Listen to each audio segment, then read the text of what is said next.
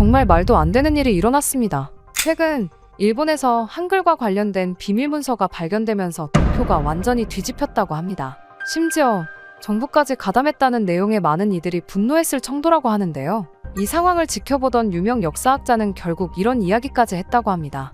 私自身個人として行きたいなという思いは強く持って 대체 무슨 일이 있었던 걸까요? 안녕하세요. 저는 도쿄 중심부 명문 고등학교에서 역사를 가르치는 사쿠라이 유이입니다. 항상 학생들의 발전을 위해 일본의 위대한 역사와 세계 문화에 대한 독보적인 기여에 대해 열정적으로 강의를 하곤 했죠. 어렸을 때부터 저는 일본이 아시아에서 가장 우월하다고 생각하며 살아왔거든요. 그리고 그 사상은 저의 수업에 그대로 반영이 되고는 했습니다. 여러분, 일본의 한자와 가나 문자 체계는 세계에서 가장 정교하고 아름다운 문자 중 하나입니다. 한국의 한글 같은 인위적으로 만들어진 단순한 문자와는 비교할 수도 없죠. 우리의 문자는 수천 년의 역사와 전통이 담겨 있습니다. 이렇게 한국이나 한국 문화에 관한 주제가 나올 때마다 저는 일본의 우월성을 강조하곤 했어요. 솔직히 말해서 한국은 문화적으로나 역사적으로나 일본보다 한참 뒤처진 나라라고 생각했거든요. 한글? 그저 단순하고 조잡한 기호에 불과하다고 여겼죠. 진정한 문화적 깊이가 없는 나라의 조잡한 발명품이라 생각했어요. 전 세계적으로만 봐도 그렇지 않나요? 한글을 공부하는 사람보다 일본어를 공부하는 사람들이 훨씬 많아요. 발음도 하기 힘든 그런 한글보다는 아름다운 곡선과 견고한 획을 가지고 있는 저희의 히라가나와 가타카나가 훨씬 매력 있는 것도 사실이고요. 외국 영화만 봐도 아시아를 표현할 때 일본어가 가장 많이 나오고 그 다음이 중국어예요. 그런데 한글? 솔직히 저는 본 적도 없는 것 같네요. 그만큼 사람들이 관심이 없다는 뜻이죠. 그래서 요즘 화가 많이 나고는 해요. 열등한 한글을 굳이 배우는 학생들이 늘어나고 있거든요.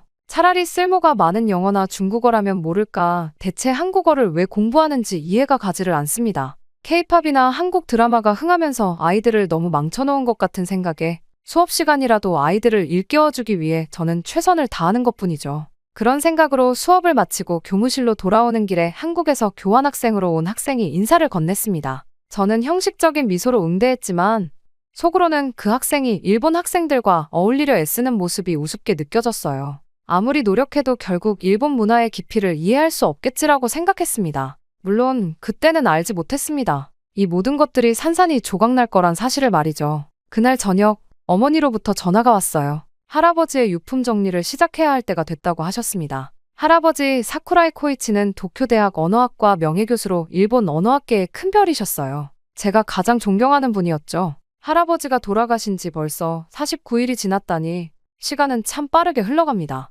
할아버지는 항상 일본 문화의 우수성과 독자성을 강조하셨습니다. 사실 제가 한국에 대한 경멸적인 시각을 갖게 된 것도 어쩌면 할아버지의 영향이 컸을지도 모릅니다. 유이, 우리 일본은 동아시아의 빛이다. 다른 나라들이 우리를 모방하려 해도 결코 따라올 수 없지. 라는 말씀을 자주 하셨거든요. 할아버지 댁에 도착해 서재로 향했습니다. 문을 열자 익숙한 종이와 오래된 책 냄새가 코끝을 스쳤어요. 대학 도서관처럼 책으로 가득 찬 서재에서 깊은 숨을 들이마셨습니다. 할아버지의 책상에는 언제나처럼 꼼꼼하게 정리된 서류들이 놓여 있었어요. 정리를 시작하며 서랍을 하나씩 열어보았습니다. 마지막 서랍에서 손때가 묻어 윤이 나는 고풍스러운 가죽 상자를 발견했어요. 상자를 조심스럽게 꺼내 책상 위에 올려놓았죠. 상자를 열자 누렇게 변색된 문서들이 가지런히 정리되어 있었습니다. 그때 제 하나의 문서가 제 눈에 들어왔습니다. 바로 일본 정부의 공식 도장이 찍힌 기밀문서였죠. 그런데 이상했습니다. 문서에 적힌 글자들이 일본어가 아니라 한글이었거든요. 순간 온몸에 전율이 흘렀습니다. 역겹다는 생각마저 들었어요. 한국의 그 조잡한 문자가 어떻게 제 할아버지의 소중한 유품 속에 있을 수 있지? 심지어 이건 연구 자료였어요. 혼란스러웠고 불쾌했습니다. 제가 가장 존경하는 할아버지의 서재에서 한글 문서가 나왔다니. 할아버지가 왜 하필 한국의 한글을 연구하셨지? 이건 말도 안 돼. 이해할 수 없었어요. 문서를 더 자세히 살펴보니 1980년대 후반에 작성된 것으로 보였습니다. 할아버지께서 한창 활발하게 연구하시던 시기였죠. 문서 상단에는 극비라는 일본어 표시가 선명했어요. 가죽 상자 안에는 더 많은 한글 문서와 함께 할아버지의 연구 노트가 있었습니다. 연구 노트에는 할아버지의 익숙한 필체로 한글에 대한 분석과 메모가 가득했어요. 놀랍게도 매우 체계적이고 깊이 있는 연구였습니다. 갑자기 어머니의 목소리가 들렸습니다. 깜짝 놀라 상자를 닫으려 했지만 이미 늦었어요. 어머니가 문서를 보셨죠. 저는 할아버지의 옛 연구 자료 같은데 한글에 관한 연구인 것 같다고 말했습니다. 어머니의 표정이 순간 굳어졌어요. 할아버지가 왜 한글을 연구하셨을지 의아하다고 말씀드렸죠. 어머니는 아버지는 언어학자였으니 여러 언어를 연구하셨을 거라고 짧게 대답하셨습니다. 저는 이 상자만 집에 가져가서 좀 더 살펴봐도 되는지 물었어요. 어머니는 잠시 망설이더니 제가 역사교사니 관심이 있겠지만 너무 깊이 파고들지는 말라고 당부하셨습니다. 집으로 돌아와 침대에 누워 생각에 잠겼어요. 할아버지는 왜 한글을 연구하셨을까요? 그것도 정부의 비밀 프로젝트로 머릿속이 혼란스러웠습니다. 내일 자세히 살펴봐야겠다는 생각을 하며 잠을 청했지만 쉽게 잠들 수 없었어요. 제 신념의 근간이 흔들리는 느낌이었습니다. 다음 날 아침 햇살이 커튼 사이로 스며들었을 때 저는 이미 깨어 있었습니다. 밤새 뒤척이며 거의 잠을 이루지 못했어요. 할아버지의 가죽 상자가 제 침대 옆 테이블에 놓여 있었죠. 그 안에 담긴 한글 문서의 의미가 자꾸만 머릿속을 맴돌았습니다. 이제 제대로 읽어봐야겠어. 아침 식사도 거른 채 저는 가죽 상자를 열었어요. 문서들을 하나씩 꺼내 침대 위에 펼쳐놓았습니다.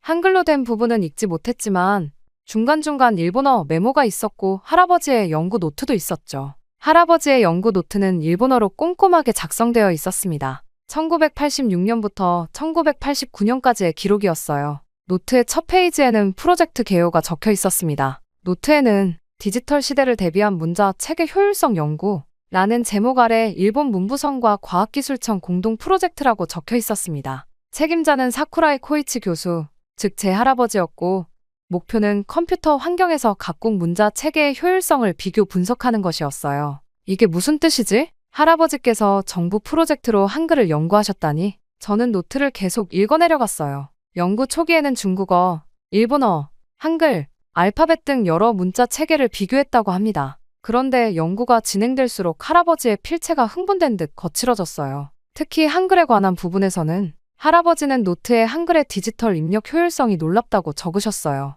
자음과 모음이 논리적으로 조합되는 구조는 컴퓨터 처리에 이상적이며 일본어 입력 시스템과 비교했을 때 한글의 입력 속도는 평균 2.5배에서 3배까지 빠르다고 기록해 두셨습니다. 제 심장이 빠르게 뛰기 시작했습니다. 이건 말도 안 돼요. 한글이 우리 일본어보다 우수하다니? 저는 그동안 한글이 조잡하고 역사적 가치가 없는 문자라고 믿어왔는데 노트의 후반부로 갈수록 할아버지의 연구 결과는 더욱 충격적이었습니다. 노트 후반부에는 한글의 모듈식 구조가 디지털 기술과 놀랍도록 호환성이 높다고 써 있었어요. 특히 인공지능과 음성인식 기술 발전에 있어 한글은 일본어나 중국어보다 훨씬 유리한 위치에 있으며 이는 미래 정보화 사회에서 한국에 상당한 경쟁력을 부여할 것이라고 할아버지는 예측하셨습니다. 저는 숨이 막혔어요. 일본어가 열등하다니. 그것도 우리가 항상 경시해온 한국의 문자보다 받아들이기 힘들었습니다. 그리고 마지막 페이지에서 가장 충격적인 내용을 발견했어요. 마지막 페이지에는 1989년 3월 15일 날짜와 함께 할아버지가 문부성으로부터 연구 중단 명령을 받았다는 기록이 있었어요. 한글의 우수성에 관한 모든 자료는 폐기하라는 지시까지 받았다고 합니다. 문부성은 국가적 자존심과 한국과의 경쟁 관계를 고려했을 때 이런 연구 결과가 공개되면 국익에 심각한 타격이 될 수 있다고 판단했다고 해요. 할아버지는 학자로서 진실을 외면하라는 요구에 분노를 느꼈지만 어쩔 수 없이 따를 수밖에 없었다고 마지막으로 적어두셨습니다. 저는 할아버지의 마지막 메모를 읽고 온몸이 떨렸어요. 일본 정부가 의도적으로 진실을 은폐했다니. 그것도 한국의 것이 우수하다는 사실을 인정할 수 없어서 머릿속이 혼란스러웠습니다. 제가 그동안 믿어온 모든 것들이 거짓이었던 걸까요? 한국과 한글에 대한 저희 경멸적인 시각은 잘못된 것이었을까요? 문서들을 덮고 창밖을 바라보았어요. 아침 햇살이 밝게 빛나고 있었지만 제 마음은 어두웠습니다. 저는 역사교사로서 진실을 추구해야 한다고 믿어왔어요. 하지만 이 진실은 너무 받아들이기 힘들었습니다. 우리 일본이 그것도 정부가 의도적으로 진실을 외면했다니. 전화기가 울렸어요. 어머니였습니다. 그 문서들에 대해 어떻게 생각하냐고 물으시더군요. 저는 아직 정리가 안 된 상태라고만 대답했어요. 어머니의 목소리에 불안함이 느껴졌습니다. 어쩌면 어머니도 이 비밀을 알고 계셨던 걸까요? 전화를 끊고 나서도 어머니의 불안한 목소리가 계속 귓가에 맴돌았습니다. 저는 이 충격적인 발견을 혼자 감당하기 힘들었어요. 결국 어머니께 할아버지 댁으로 가서 연구 자료에 대해 이야기를 나누고 싶다고 다시 전화드렸습니다. 어머니는 잠시 침묵하시더니 천천히 오라고 대답하셨어요. 1시간 후, 저는 할아버지 집 거실에 어머니와 마주 앉아 있었어요. 테이블 위에는 할아버지의 가죽 상자와 연구 노트를 펼쳐놓았습니다. 어머니의 표정은 굳어 있었어요. 자료들을 읽어봤고 할아버지가 정부 프로젝트로 한글을 연구하셨다는 게 사실인지 물었습니다. 어머니는 한숨을 깊게 내쉬시며 할아버지는 언어학 분야에서 존경받는 학자였고 여러 언어에 관심이 많으셨다고만 대답하셨어요.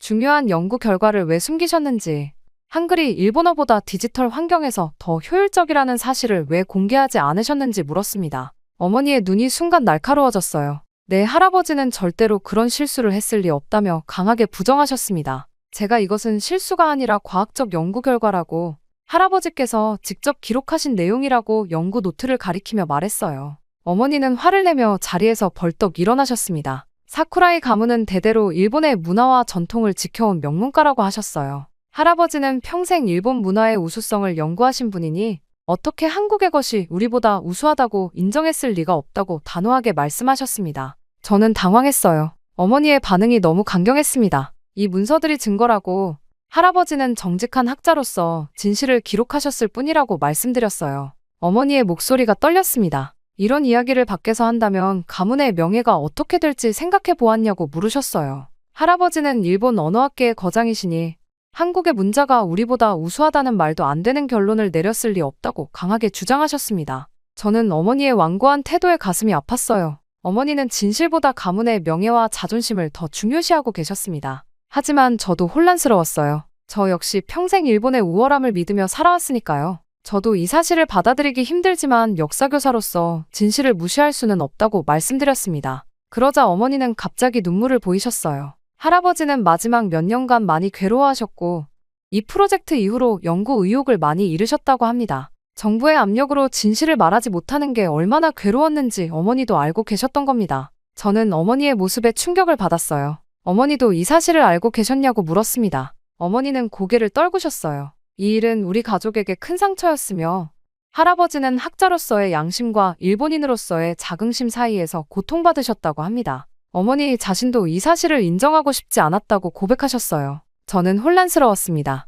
한편으로는 할아버지의 정직함과 학자로서의 양심의 존경심을 느꼈지만 다른 한편으로는 일본인으로서 우리의 문화가 열등하다는 사실을 인정하고 싶지 않았어요. 가족의 명예, 일본의 자존심, 그리고 진실 사이에서 저는 깊은 내적 갈등을 겪고 있었습니다. 이 사실에 대해 더 알아봐야겠다고, 할아버지의 연구를 계속 살펴보겠다고 말씀드렸어요. 어머니는 체념한 듯 고개를 끄덕이셨습니다. 어떤 결정을 내리든 이건 우리 가족의 문제니 밖으로 새어나가지 않도록 조심해달라고 당부하셨어요. 집으로 돌아오는 길, 저는 가을비에 젖어가며 생각했어요. 제가 믿어온 모든 가치관이 흔들리고 있었습니다. 일본인으로서의 자긍심과 역사교사로서 진실을 추구하는 마음 사이에서 저는 어떤 선택을 해야 할까요? 다음 날 아침, 저는 결심을 했습니다. 이 문제를 혼자서는 해결할 수 없었어요. 더 많은 정보가 필요했죠. 할아버지의 연구 노트를 다시 살펴보니 하세가와 신지라는 교수님의 이름이 자주 등장했습니다. 할아버지와 함께 프로젝트를 진행했던 도쿄대학 언어학과 동료였어요. 인터넷 검색을 통해 하세가와 교수는 이미 은퇴했지만 도쿄 교외에 살고 계시다는 정보를 찾았습니다. 망설임 없이 전화번호를 찾아 연락을 취했어요. 사쿠라이 코이치의 손녀라고 자신을 소개하자 하세가와 교수는 잠시 침묵하시더니 방문을 허락하셨습니다. 그날 오후 저는 도쿄 교외의 조용한 주택가에 위치한 하세가와 교수의 집을 찾았어요. 75세의 노 교수는 예상보다 훨씬 정정하셨습니다. 하지만 눈빛에는 깊은 피로감이 서려 있었어요. 하세가와 교수는 사쿠라이 선생의 손녀라며 저를 맞이하셨습니다. 그분의 서재는 할아버지의 것과 비슷했어요. 책과 자료들로 가득 찬 공간이었습니다. 교수님은 차를 내어주시며 방문 이유를 물으셨어요. 할아버지의 가죽 상자와 연구 노트를 꺼내 보여드렸어요. 하세가와 교수의 얼굴이 창백해졌습니다. 그분은 떨리는 손으로 자료들을 만지셨어요. 이것들을 어디서 찾았냐며 코이치가 모두 폐기했다고 생각했다고 말씀하셨습니다. 저는 할아버지의 서재에서 발견했다고 설명했어요. 그리고 이 연구가 의미하는 바가 무엇인지, 왜 숨겨졌는지 알고 싶다고 말씀드렸습니다. 하세가와 교수는 깊은 한숨을 내쉬셨어요. 하세가와 교수는 이것이 단순한 학술 연구가 아니었다고 말씀하셨어요. 1980년대 후반, 일본 정부는 컴퓨터 시대에 대비해 문자 체계의 효율성을 연구하라는 비밀 프로젝트를 시작했고, 코이치와 교수님은 주요 연구원이었다고 합니다. 교수님은 천천히 말을 이어갔어요. 그들은 처음부터 한글의 우수성을 알고 있었다고 합니다. 한글은 디지털 환경에서 일본어나 중국어보다 훨씬 효율적이었고, 컴퓨터 처리와 입력 속도 면에서 월등했다고 해요. 하세가와 교수는 그들이 객관적인 과학자로서 연구를 진행했다고 말씀하셨어요. 중간 보고서를 제출했을 때 정부 관계자들의 반응이 심상치 않았다고 합니다. 한국의 것이 일본보다 우수하다니 말도 안 된다며 더 연구하라고 했다고 해요. 교수님의 목소리에는 깊은 후회와 죄책감이 묻어 있었습니다. 최종 결과가 나왔을 때도 정부는 인정하지 않았다고 합니다. 오히려 국익을 위해 모든 자료를 폐기하고 연구 사실 자체를 비밀에 붙이라고 압력을 넣었다고 해요.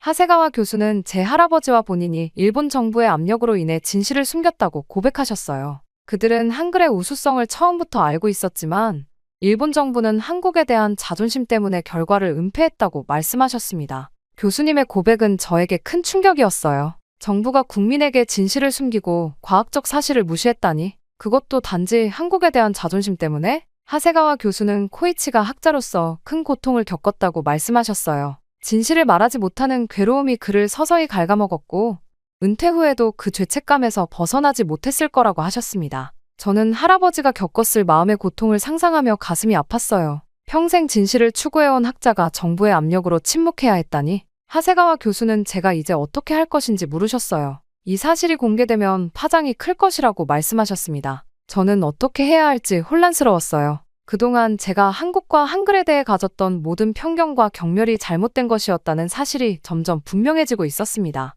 일본의 우월함에 대한 제 신념이 흔들리기 시작했어요. 아직 잘 모르겠다고, 이 사실을 직접 확인해보고 싶다고 대답했습니다. 하세가와 교수는 이해한다는 듯 고개를 끄덕이셨어요. 떠나기 전 그분은 할아버지의 옛 컴퓨터 디스켓 몇 개를 건네주셨습니다. 이것은 그들의 원본 데이터이며 코이치를 위해서라도 진실을 알아가길 바란다고 말씀하셨어요. 집으로 돌아오는 전철 안에서 저는 창밖을 바라보며 생각에 잠겼어요. 제 세계관이 송두리째 흔들리고 있었습니다. 과연 진실은 무엇이고 저는 어떤 선택을 해야 할까요? 다음날 학교에 도착했을 때 제 마음은 여전히 혼란스러웠습니다. 교무실에 앉아 수업 준비를 하는 동안에도 하세가와 교수님의 말씀이 계속 머릿속을 맴돌았어요. 과연 한글이 정말 일본어보다 디지털 환경에서 더 효율적일까? 이 충격적인 주장이 사실이라면 제가 그동안 가르쳐온 많은 내용이 편견에 기반한 것이었을지도 모릅니다. 역사 교사로서 저는 항상 학생들에게 객관적 사실과 증거의 중요성을 강조해왔어요.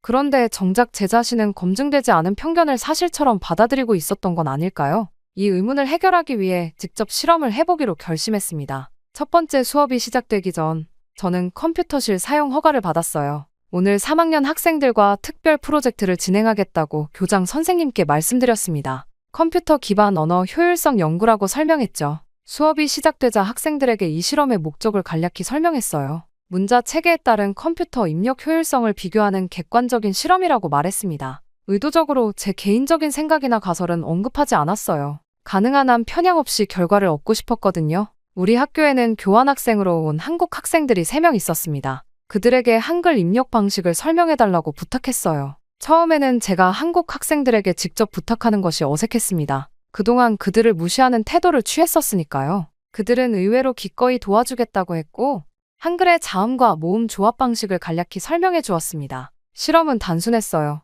같은 내용의 짧은 문단을 일본어와 한글로 각각 타이핑하는 시간을 측정했습니다. 일본 학생들은 일본어 입력을, 한국 학생들은 한글 입력을 담당했어요. 공정성을 위해 각 그룹의 타이핑 속도가 비슷한 학생들을 선별했습니다. 첫 번째 실험 결과가 나왔을 때 저는 믿기 힘들었어요. 한글 입력이 일본어 입력보다 평균 2.8배 빨랐습니다. 혹시 우연의 일치일까 싶어 더 긴 문단으로 두 번째 실험을 진행했어요. 이번에는 차이가 더 벌어졌습니다. 한글 입력이 일본어보다 3.2배 빨랐어요. 선생님, 왜 이렇게 차이가 나는 거예요? 한 일본 학생이 물었습니다. 저는 하세가와 교수님에게 들은 내용을 바탕으로 최대한 객관적으로 설명했어요. 한글의 자음과 모음 구조가 디지털 환경에서 더 효율적일 수 있다고요. 학생들은 호기심 어린 눈으로 그 차이를 직접 확인하며 놀라워했습니다. 마지막으로 음성 인식 기능도 테스트해 보았어요. 결과는 더욱 충격적이었습니다. 한글의 음성 인식 정확도가 일본어보다 훨씬 높았어요.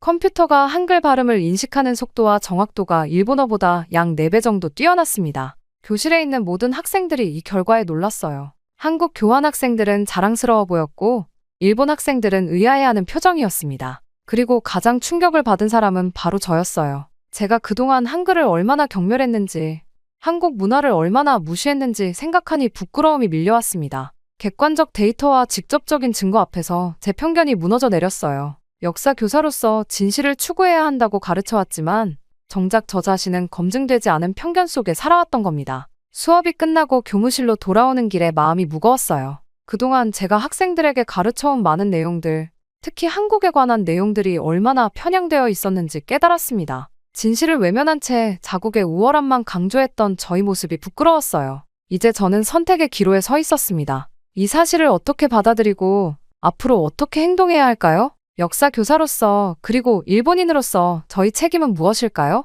며칠 동안 저는 깊은 고민에 빠져 있었습니다. 실험 결과는 명백했고 하세가와 교수님의 증언과 할아버지의 연구 자료들이 모두 일치했어요. 더 이상 진실을 외면할 수 없었습니다. 역사 교사로서 저는 학생들에게 객관적 사실을 가르쳐야 한다는 책임감을 느꼈어요. 고민 끝에 저는 다음 역사 수업의 문화 교류 단원에서 이 내용을 다루기로 결심했습니다. 할아버지의 연구 자료와 제가 진행한 실험 결과를 바탕으로 동아시아 문자 체계의 발전과 디지털 시대의 적응에 관한 특별 수업 계획서를 작성했어요. 일방적인 국수주의적 관점이 아닌 객관적인 사실을 바탕으로 한 교육 자료였습니다. 수업 계획서를 교장 선생님께 제출했을 때 그분의 표정이 굳어지는 것을 볼 수 있었어요. 교장 선생님은 자료를 훑어보시더니 깊은 한숨을 내쉬셨습니다. 일주일 후 교장실에서 회의가 열렸어요. 교장 선생님과 교감 선생님, 그리고 놀랍게도 지역 교육청에서 파견된 장학사까지 참석했습니다. 그들은 제 수업 계획이 정치적으로 너무 민감하다고 말했어요. 한일 관계의 복잡한 역사적 맥락을 고려할 때 이런 내용이 공개되면 불필요한 갈등을 일으킬 수 있다고 했습니다. 교육청 장학사는 더 노골적이었어요. 이런 내용을 가르치는 것은 일본의 국익에 반하는 행위이며 학생들에게 혼란을 줄 뿐이라고 강조했습니다. 그는 제 역사 교사로서의 자질까지 의심하는 발언을 서슴지 않았어요. 압력은 점점 더 강해졌습니다. 교장 선생님은 이 내용을 수업에서 다루지 않는 조건으로 이번 일을 넘어가겠다고 했어요. 암묵적인 협박이었죠. 순간 할아버지와 하세가와 교수님이 겪었을 압력이 이런 것이었겠구나 싶었습니다. 며칠간의 깊은 고민 끝에 저는 정면 대결보다 더 현명한 방법이 있다고 판단했어요. 성급하게 모든 것을 공개하는 것은 제 교직 생활을 위험에 빠뜨릴 뿐만 아니라 오히려 진실이 묻힐 가능성도 있었습니다. 사회적 변화는 때로는 점진적인 과정을 통해 더 효과적으로 이루어진다는 것을 역사가 증명하고 있었으니까요. 저는 먼저 신뢰할 수 있는 동료 교사들에게 이 자료를 공유하기 시작했어요. 국어교사, 컴퓨터 과학교사, 그리고 같은 학교의 다른 역사 교사들에게요. 그들도 처음에는 놀라워했지만 객관적인 데이터 앞에서 진실을 부정할 수 없었습니다. 또한 대학 시절 친구들 중 언어학과 컴퓨터 과학 분야에서 활동하는 전문가들에게도 자료를 전달했어요. 그들을 통해 학계에서 이 주제가 조용히 논의되기 시작했습니다. 초기에는 소규모 세미나와 연구 모임 수준이었지만 점차 영향력이 확대되어 갔어요. 교실에서는 직접적으로 이 주제를 다루지는 않았지만 학생들에게 비판적 사고와 다양한 문화에 대한 열린 태도의 중요성을 강조했습니다. 한국 교환 학생들을 존중하는 분위기를 만들고 문화적 다양성을 통해 배울 수 있는 가치에 대해 이야기했어요. 서서히, 하지만 확실하게 변화의 씨앗을 뿌리고 있었습니다. 직접적인 대립 대신 지혜로운 방식으로 진실을 전파하는 것, 그것이 제가 선택한 길이었어요. 할아버지라면 어떤 선택을 하셨을까요? 아마도 같은 길을 택하셨을 것 같았습니다. 밤하늘을 바라보며 생각했어요. 진실은 언젠가는 빛을 발하게 되어 있습니다. 제가 할 일은 그 순간이 올 때까지 꾸준히 준비하는 것이었죠. 역사는 진실의 편에 서게 될 테니까요. 시간은 생각보다 빠르게 흘렀습니다. 제가 진실을 알게 된 지 6개월이 지났어요. 그동안 저는 꾸준히 한글의 효율성에 관한 자료를 신뢰할 수 있는 사람들과 공유해왔습니다. 처음에는 단 몇 명의 동료 교사와 대학 친구들이었지만 점차 그 범위가 확대되었어요. 제 대학 시절 친구 중 한 명이 도쿄대학 언어학과 부교수로 일하고 있었는데 그녀는 이 연구 결과에 큰 관심을 보였습니다. 그녀를 통해 하세가와 교수님의 증언과 할아버지의 연구 자료가 학계의 작은 세미나에서 다루어지기 시작했어요. 처음에는 반발도 있었지만 객관적인 데이터 앞에서 진실을 부정하기는 어려웠죠. 교내에서도 조용한 변화가 일어나고 있었습니다. 컴퓨터 과학교사가 독자적으로 문자 입력 효율성에 관한 동아리 활동을 시작했어요. 학생들은 다양한 문자 체계를 비교하며 디지털 환경에서의 적응성을 연구했습니다. 한국 교환 학생들도 자연스럽게 참여하게 되었고 일본 학생들과의 협력이 이루어졌어요. 저는 역사 수업에서 직접적으로 이 주제를 다루지는 못했지만 비판적 사고와 다양한 관점의 중요성을 더욱 강조하기 시작했습니다. 학생들이 스스로 생각하고 질문할 수 있도록 독려했어요. 그리고 한국 문화에 관한 객관적인 정보를 조금씩 수업에 통합시켰습니다. 어느 날 언어학 학술지에 한글의 디지털 효율성에 관한 연구 논문이 발표되었어요. 익명의 연구팀이 발표한 이 논문은 할아버지의 연구와 놀랍도록 유사한 결론을 담고 있었습니다. 논문은 학계에서 상당한 주목을 받았고 점차 일본 언론에서도 이 주제를 다루기 시작했어요. 이러한 변화 속에서도 가장 어려웠던 것은 가족과의 관계였습니다. 어머니와는 그 이후로 깊은 대화를 나누지 못했어요. 어머니는 제가 이 주제에 관심을 갖는 것 자체를 불편해하셨고 저 역시 어머니를 실망시키고 싶지 않아 조심스러웠습니다. 할아버지의 일주기 제사를 앞둔 어느 날 저는 용기를 내어 어머니를 찾아갔어요. 이제는 정직하게 모든 것을 이야기해야 할 때라고 생각했습니다.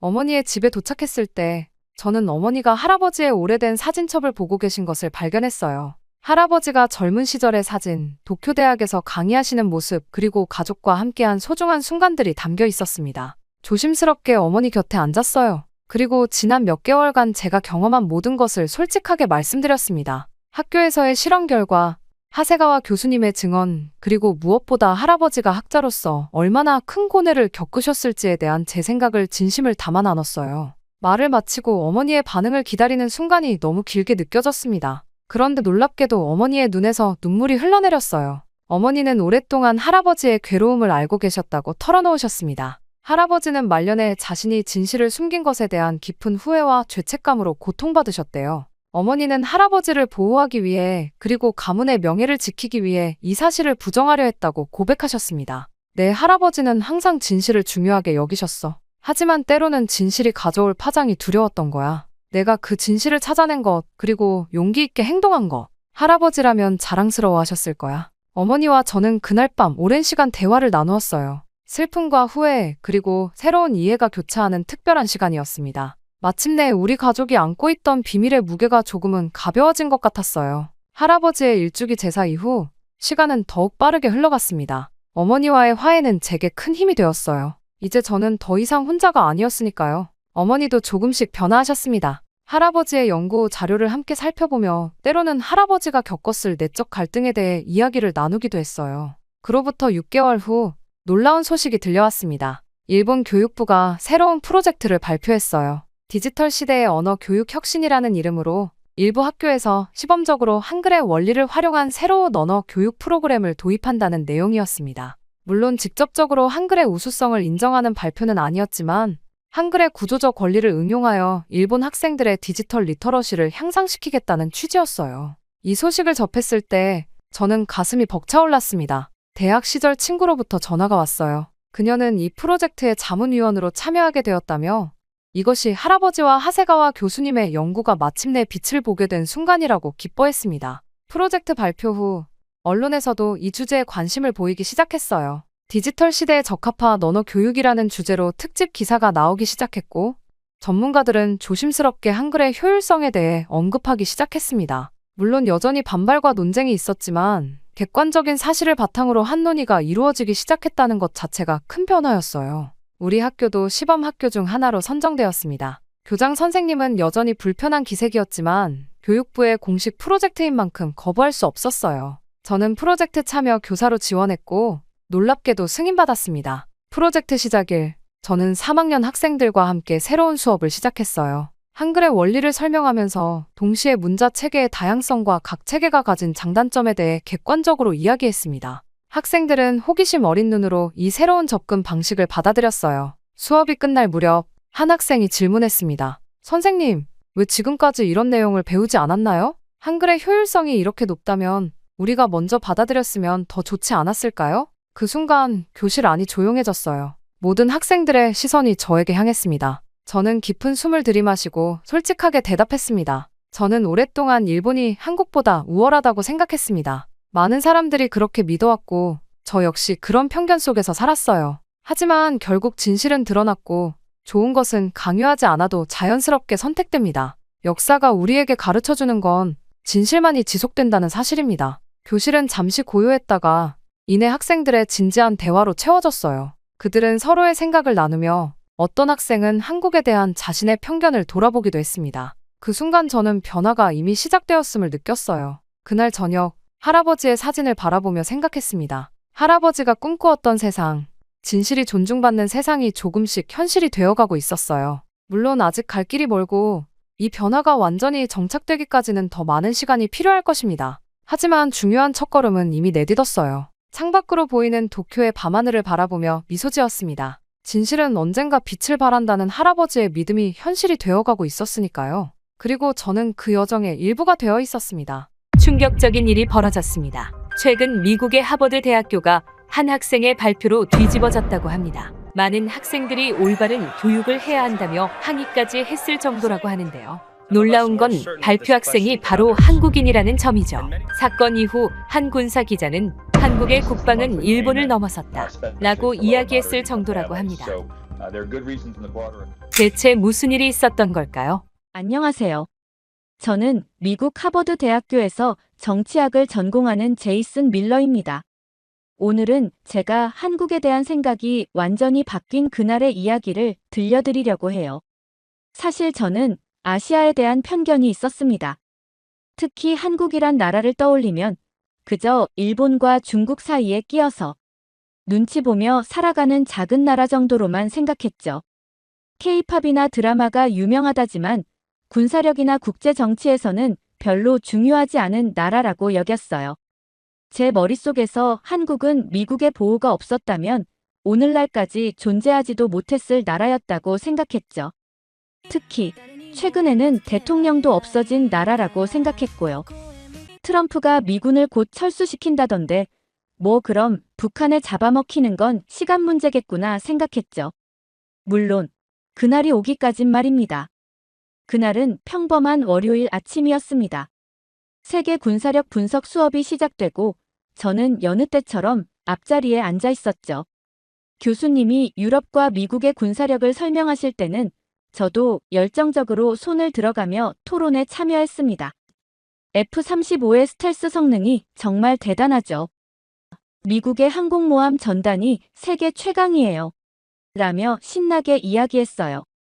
그런데 교수님이 갑자기 이제 아시아의 군사력을 분석해 보겠습니다라고 말씀하시는 순간 저도 모르게 한숨이 나왔어요. 옆자리의 친구들도 비슷한 생각이었나 봅니다. 아시아, 중국 빼고는 다 미국 덕분에 살아남은 거 아냐? 라며 속삭이더군요. 저는 고개를 끄덕이며 특히 한국은 일본과 중국 사이에서 눈치나 보는 나라 아닌가? 라고 말했습니다. 그때였어요. 뒷자리에서 미묘한 한숨 소리가 들렸죠. 고개를 돌려보니 한국인 유학생 박민서와 일본인 유학생 타케시가 앉아 있었습니다. 박민서는 차분한 표정으로 교수님을 바라보고 있었고 타케시는 뭔가 할 말이 많은 듯 안절부절 못하는 모습이었어요. 교수님이 칠판에 아시아 지도를 그리시며 말씀하셨습니다. 자, 여러분은 아시아에서 가장 강력한 군사력을 보유한 나라가 어디라고 생각하나요? 순간 강의실이 조용해졌습니다. 모두가 교수님의 질문에 대한 답을 생각하고 있었죠. 저도 고개를 갸웃거리며 아시아의 군사 강국들을 머릿속으로 정리하기 시작했어요. 솔직히 아시아의 군사력이라고 하면 중국 정도만 떠올랐거든요. 가장 먼저 손을 든 건 제 앞자리에 앉아있던 마이크였습니다. 당연히 중국이죠. 세계에서 두 번째로 큰 군사비 지출을 하는 나라잖아요. 교수님은 고개를 끄덕이며 칠판에 중국이라고 적으셨습니다. 옆에서 스티브가 거들었어요. 중국의 지상군 규모는 세계 최대죠. 미국도 견제하고 있잖아요. 그 뒤로 여러 학생들이 자기 생각을 이야기하기 시작했어요.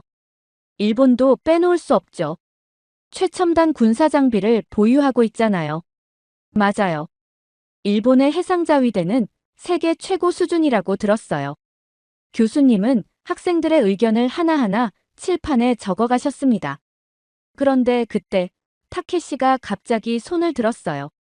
타케시의 얼굴에는 묘한 미소가 어려 있었습니다. 그동안 조용히 있던 타케시가 갑자기 발언을 하려는 것을 보니 뭔가 특별한 말을 하려는 것 같았죠. 교수님, 한 나라를 빼먹으신 것 같네요. 타케시가 말을 시작했습니다. 저는 설마 북한이라고 생각했죠. 북한의 핵무기 개발 이야기가 나올 줄 알았는데 타케시의 다음 말은 예상과 완전히 달랐어요. 한국이요. 물론 미국이 없었으면 한국이라는 나라는 존재하지도 않았겠지만요. 타케시의 목소리에는 분명한 조소가 섞여 있었습니다. 마치 한국의 군사력을 비웃는 듯한 그런 어조였죠. 강의실 안에서 몇몇 학생들이 소근거리기 시작했어요. 저도 고개를 끄덕였습니다. 타케시의 말이 일리가 있다고 생각했거든요. 실제로 저도 한국 하면 떠오르는 게 K-팝이나 드라마뿐이었으니까요. 타케시는 거기서 멈추지 않았습니다. 한국 전쟁 때 미국이 도와주지 않았다면 지금쯤 한반도는 전부 공산국가가 되어 있었겠죠. 지금도 주한미군이 한국을 지켜주고 있잖아요. 그걸 군사강국이라고 부를 수 있을까요? 타케시의 목소리에는 승리를 확신하는 듯한 자신감이 넘쳤어요. 강의실 안에서 웃음소리가 들렸습니다. 몇몇 학생들은 타케시의 말에 동의한다는 듯 고개를 끄덕였고, 저도 맞는 말이긴 하지라고 중얼거렸어요. 그때까지만 해도 저는 제가 얼마나 큰 편견에 사로잡혀 있었는지 몰랐습니다. 그때 뒤에서 들리는 의자 끽하는 소리에 고개를 돌렸습니다. 박민서가 자세를 바로 하고 있었어요. 늘 온화하던 박민서의 표정이 굳어 있었죠. 차분해 보이는 표정 아래로 뭔가 강한 감정이 느껴졌어요. 박민서의 눈빛에서 이상한 기운을 느꼈습니다. 그건 분노라기보다는 뭔가를 증명해 보이겠다는 강한 의지 같았어요. 타케시는 여전히 승리자의 미소를 지으며 자리에 앉았지만 강의실의 공기는 묘하게 무거워져 있었습니다. 강의실의 무거운 공기를 깨고 박민서가 천천히 일어섰습니다. 타케시의 도발적인 발언에도 그의 목소리는 조용하면서도 단호했어요. 마치 오랫동안 준비해온 답변을 하는 것처럼 침착했습니다. 타케시 씨. 박민서가 타케시를 똑바로 바라보며 말을 시작했습니다. 당신은 한국군이 일본보다 약하다고 생각하시나요? 갑작스러운 질문에 타케시는 잠시 당황한 듯 했지만 이내 비웃듯 웃으며 대답했어요. 당연하죠. 일본은 세계 3위의 경제대국이에요. 첨단 무기도 많고 미군과의 동맹도 강력하죠. 한국이 감히 비교될 대상이 아닙니다. 타케시는 마치 승리를 확신하는 듯한 표정이었어요. 저도 고개를 끄덕였습니다. 일본의 경제력이나 기술력을 생각하면 당연한 이야기라고 여겼거든요. 하지만 박민서의 다음 질문은 강의실의 분위기를 완전히 뒤집어 놓았습니다. 그럼 일본 자위대는 실전 경험이 있나요? 순간 강의실이 쥐 죽은 듯 조용해졌어요. 타케시의 얼굴에서 자신만만한 미소가 순식간에 사라졌습니다. 박민서는 마치 오래전부터 이 순간을 기다려왔다는 듯 차분하게 말을 이어갔어요. 한국군은 수십 년간 실제 전투를 경험했습니다. 1999년 제1연평해전, 2002년 제2연평해전, 2009년 대청해전. 이 모든 교전에서 한국군은 실질적인 승리를 거뒀어요. 교수님이 환한 미소를 지으며 박민서의 발언에 힘을 실어주셨습니다. 박민서 학생 말이 맞습니다.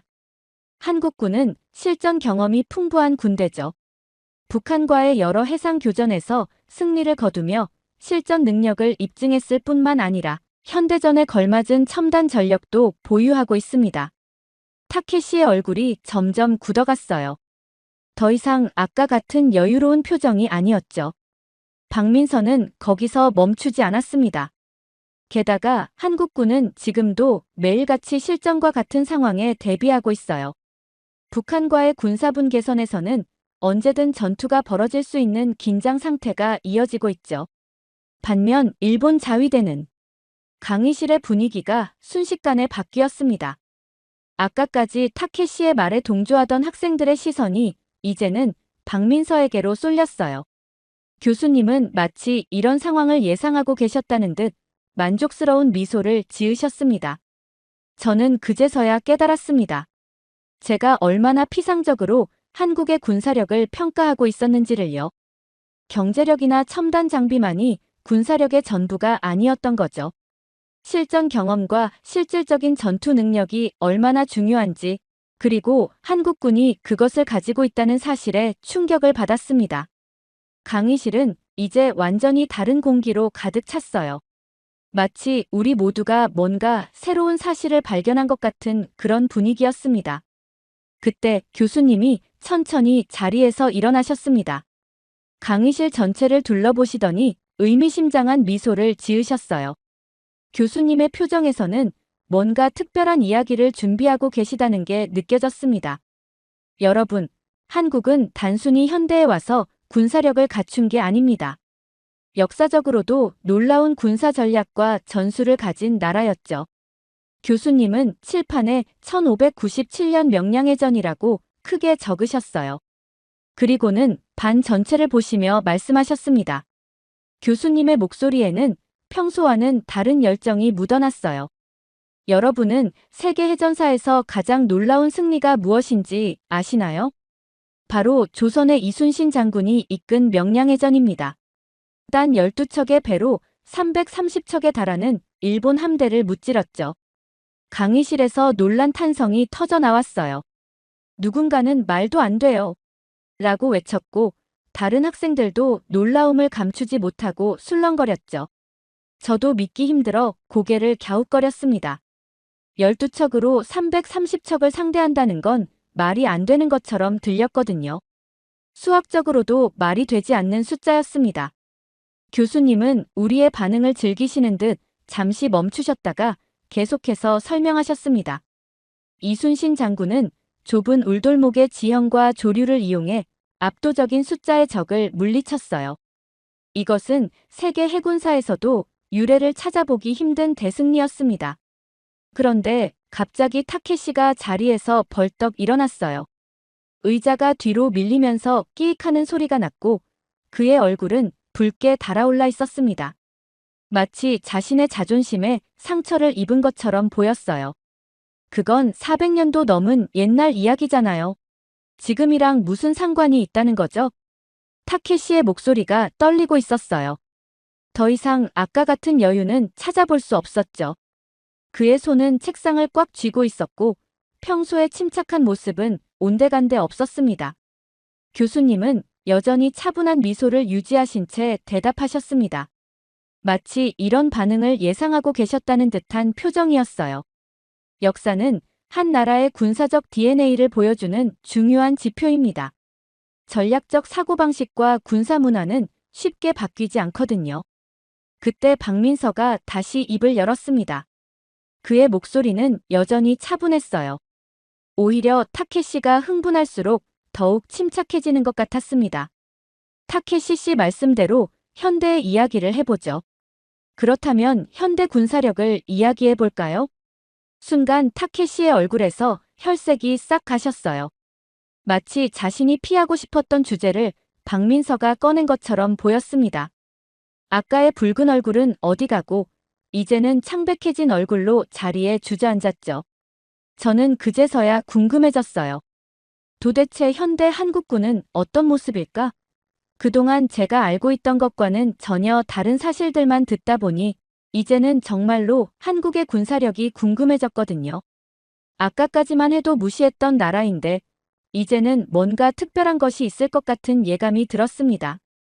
강의실 전체가 박민서의 다음 말을 기다리고 있었습니다. 마치 오래된 편견이 하나둘 깨져나가는 순간을 목격하고 있는 것 같았어요. 교실 안의 공기는 긴장감으로 가득 차 있었습니다. 박민서가 천천히 가방에서 태블릿을 꺼냈습니다. 그리고는 교수님을 바라보며 말했어요. 교수님, 제가 준비한 자료를 보여드려도 될까요? 교수님이 고개를 끄덕이시자 박민서는 태블릿을 프로젝터에 연결했습니다. 강의실 스크린에 첫 번째 영상이 나타났어요. 타케시 씨, 질문이 있습니다. 일본이 과연 그렇게 군사 강국이라면 왜 K9 자주포 같은 한국산 무기를 수입하는 걸까요? 스크린에는 웅장한 모습의 K9 자주포가 등장했습니다. 시속 67km로 기동하면서도 정확한 포격이 가능한 최신의 자주포의 모습에 강의실은 순식간에 조용해졌어요. 영상 속에서 K9은 험한 산악지형을 거침없이 넘어가고 연속 사격으로 목표물을 정확히 타격했습니다. K9 자주포는 현재 세계 최고의 성능을 인정받아 터키, 폴란드, 인도, 노르웨이, 에스토니아, 그리고 일본까지 수출되고 있습니다. 특히 극한의 날씨와 지형에서도 안정적인 성능을 보여 북유럽 국가들이 앞다투어 도입하고 있죠. 박민서의 설명이 이어질수록 학생들의 눈빛이 달라졌습니다. 처음에는 반신반의하는 표정이었지만 점점 진지하게 화면을 주시하기 시작했어요. 타케시가 입을 열려고 했지만 박민서의 다음 영상이 그의 말을 막았어요. 스크린에는 이번엔 전투기가 등장했습니다. 이건 한국이 개발한 FA-50 경공격기입니다. 이미 여러 국가에 수출되어 실전에서 그 성능을 인정받은 전투기죠. 그리고 이건 박민서가 다음 영상을 보여주었어요. 현재 개발 중인 KF-21 전투기입니다. 4.5세대 전투기로 스텔스 성능까지 갖추고 있죠. 헐, 한국이 전투기도 개발한다고. 강의실 앞자리에 앉아있던 마이크가 놀란 목소리로 외쳤습니다. 다른 미국 학생들도 믿을 수 없다는 듯 고개를 저었어요. 옆자리의 스티브는 우리도 한국의 군사력에 대해 너무 모르고 있었나 봐라고 중얼거렸습니다. 타케시는 마지막으로 한 번 더 반박을 시도했습니다. 하지만 그의 목소리에는 이미 확신이 사라져 있었어요. 그래도 일본 자위대가 더 강할걸요? 그때 교수님이 자리에서 일어나셨습니다. 그렇지 않습니다. 일본은 헌법상 전쟁할 수 없는 나라입니다. 자위대는 실질적인 전투를 한 적이 없죠. 현대전에서 실전 경험만큼 중요한 것은 없습니다. 교수님의 말씀이 이어지는 동안 타케시의 표정이 굳어갔습니다. 아까까지 자신만만하던 모습은 온데간데 없이 사라졌고 창백한 얼굴로 책상만 바라보고 있었어요. 자신의 오만함이 하나둘 무너지는 걸 직접 목격하는 듯 했습니다. 강의실은 이제 완전히 다른 분위기였습니다. 아까까지 한국을 과소평가하던 학생들의 눈빛이 달라져 있었어요. 저도 마찬가지였습니다. K-팝과 드라마만 떠올리던 한국의 이미지가 순식간에 강한 군사 강국으로 바뀌어가고 있었거든요. 그리고 이건 시작에 불과했다는 걸 저는 그때는 몰랐습니다. 박민서는 잠시 숨을 고르더니 이번에는 완전히 다른 영상을 보여주기 시작했습니다. 강의실 스크린에는 한국군의 실제 훈련 모습이 나타났어요. 한국군의 진정한 강점은 바로 이것입니다. 우리는 실전 경험이 있고 지금 이 순간에도 북한과 대치하며 24시간 대비 태세를 유지하고 있어요. 영상 속에는 한국군이 혹한기 훈련을 하는 모습이 나왔습니다. 영하 20도가 넘는 추위 속에서도 완전 무장한 채 작전을 수행하는 모습이었어요. 이어서 특전사의 전투훈련, 해군의 대잠수함 작전, 공군의 야간 비행훈련 장면이 차례로 이어졌습니다. 우리는 언제든 전쟁이 일어날 수 있다는 긴장감 속에서 살아갑니다. 이것은 약점이 아닌 강점이 되었죠. 모든 훈련이 실전처럼 이루어지고 모든 준비가 실제 전투를 위한 것입니다. 교수님이 박민서의 말에 덧붙이셨습니다. 한국군은 현재 세계 7위의 군사력을 보유하고 있습니다. 특히 주목할 점은 유럽과 미국의 군사 전문가들도 한국의 군사 전략을 연구하고 있다는 거죠. 강의실이 다시 한번 조용해졌습니다. 이번에는 충격이나 놀라움이 아닌 깊은 이해와 존중이 느껴지는 침묵이었어요. 실제로 나토 군사훈련에 한국군이 참관국으로 초청받는 경우가 많습니다. 특히 북한과의 대치 상황에서 발전시킨 한국군의 전술과 전략은 현대전에서 매우 중요한 연구 대상이 되고 있죠. 교수님의 설명이 이어지는 동안 타케시의 얼굴이 점점 붉어져 갔습니다. 하지만 이번에는 분노나 반발심 때문이 아닌 것 같았어요. 그의 표정에는 부끄러움과 당혹감이 가득했습니다. 박민서가 다시 말을 이었습니다. 우리는 매일 새벽 4시부터 철책선과 해안선을 따라 순찰을 돕니다.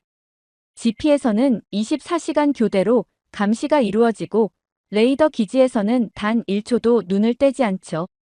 이게 바로 실전입니다. 저는 처음 듣는 이야기들에 완전히 압도되었어요.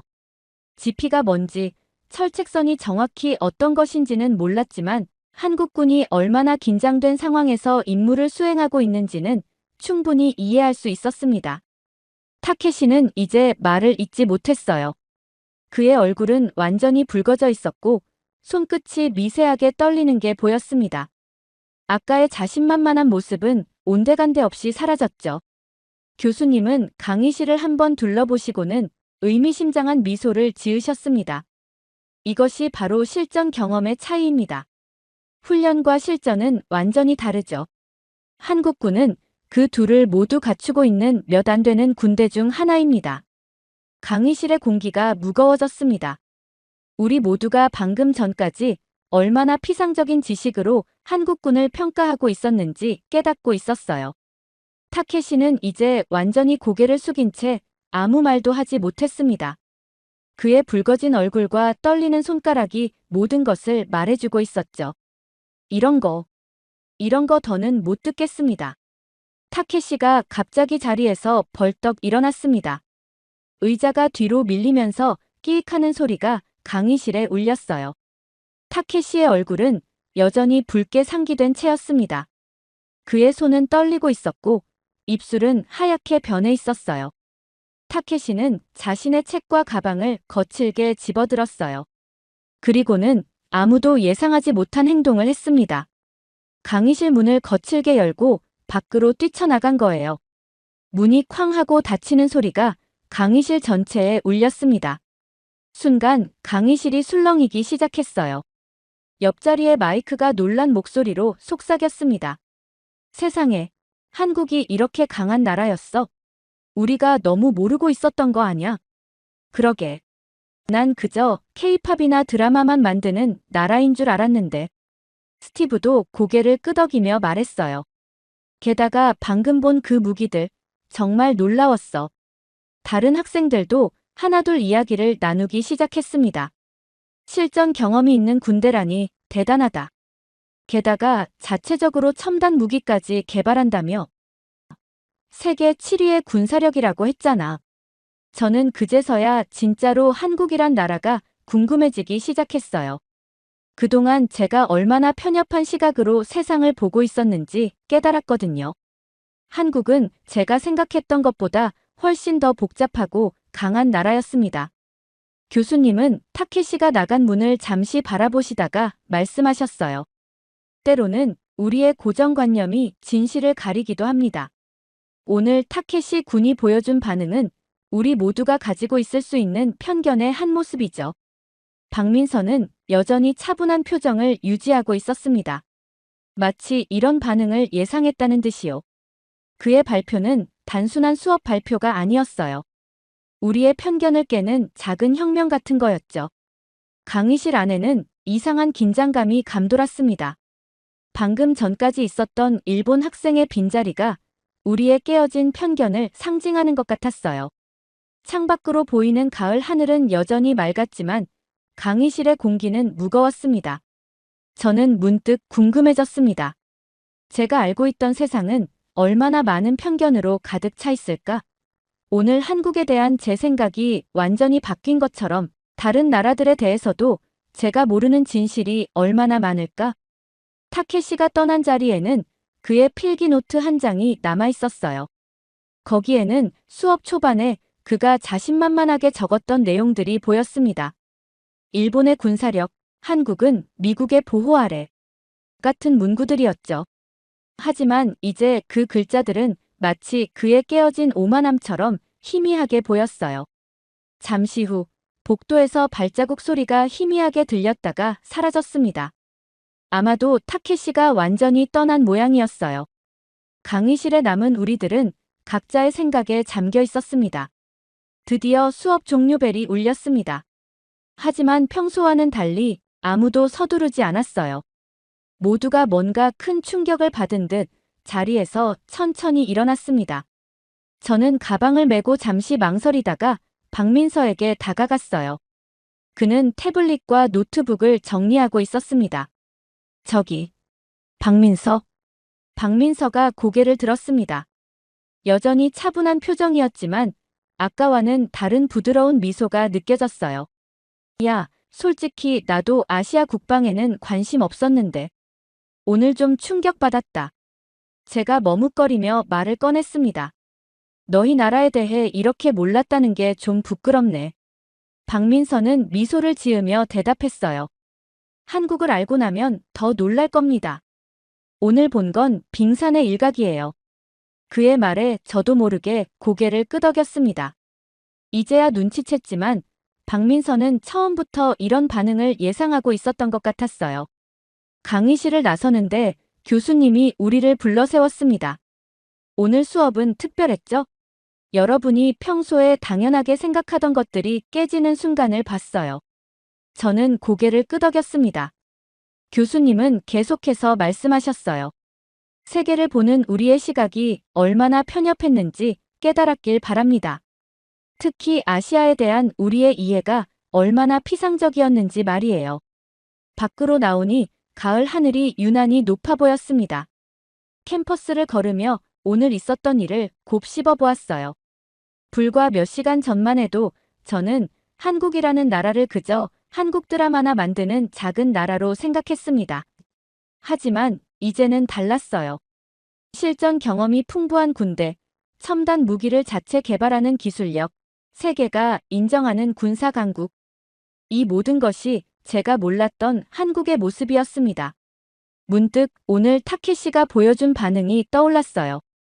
그의 자리를 박차고 나가는 모습에서 어쩌면 저의 모습을 본 것 같았습니다. 편견에 사로잡혀 진실을 외면하려 했던 모습 말이에요. 박민서의 마지막 말이 계속 머릿속에 맴돌았습니다. 한국을 알고 나면 더 놀랄 거예요. 그 말이 의미하는 게 뭘까? 오늘 알게 된 것보다 더 놀라운 사실들이 있다는 걸까? 도서관으로 발걸음을 옮기며 생각했습니다. 우리는 얼마나 한국을 몰랐던 걸까? 이제는 더 이상 한국을 과소평가할 수 없을 것 같았어요. 아니, 어쩌면 세상의 모든 나라를 새로운 시각으로 봐야 할지도 모르겠다는 생각이 들었습니다. 그리고 저는 결심했어요. 다음 학기에는 꼭 한국학 수업을 듣기로요. 오늘의 충격과 깨달음이 제 인생의 작은 전환점이 될 것 같았거든요. 우리는 얼마나 한국을 몰랐던 걸까? 이 질문은 단순히 한국에 대한 것만은 아니었습니다. 제 안에 있던 모든 편견과 선입견에 대한 질문이기도 했어요. 한국이라는 나라를 통해 저는 소중한 교훈을 얻었습니다. 겉모습만으로 누군가를 혹은 어떤 나라를 판단해서는 안 된다는 것을요. 오히려 감사했습니다. 박민서의 용기 있는 발표 덕분에 제 편견이 깨지고 세상을 보는 새로운 시각을 갖게 되었으니까요. 이제 저는 한국을, 아니 모든 나라를 더 깊이 있게 이해하려 노력할 겁니다. 그날은 제 인생의 큰 전환점이 되었습니다. 감사합니다, 한국.